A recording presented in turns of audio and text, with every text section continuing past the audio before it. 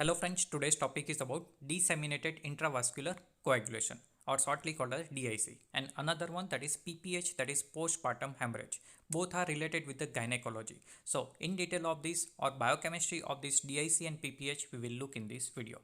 So simple, during delivery or during labor, proteolytic thromboplastic substance may enter from placenta to the maternal circulation. So during delivery, that sometimes this particular substance which are proteolytic thromboplastic, they will enter into a maternal or mother's blood circulation, which lead to the set of the clotting cascade. Means lots of clot formation will be there, and due to presence of this particular thromboplastic substance in the mother's blood, and that is leading to the disseminated intravascular coagulation. Now simple, disseminated means widespread, of coagulation means widespread clot formation in the body, and that is simply called a disseminated intravascular coagulation or DIC. So disseminated means nothing but having spread throughout an organ or the body, and that is called as disseminated, and this process is sometime occurring during delivery, so that is leading to the DIC. But whatever these clot formation are usually degraded immediately by the plasminolysis. Already we have seen that various clot is deteriorated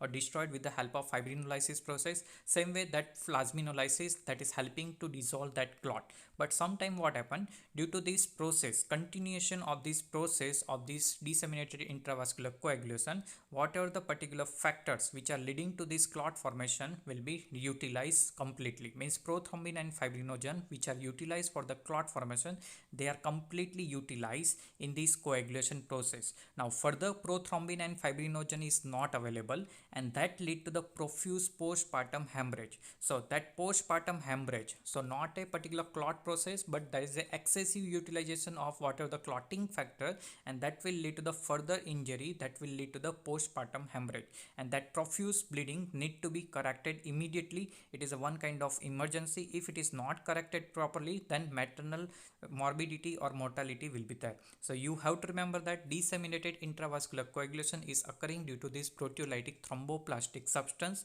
which are entering in the maternal blood, and it should be taken care properly to avoid this postpartum hemorrhage like emergency. So that's all about the DIC and PPH.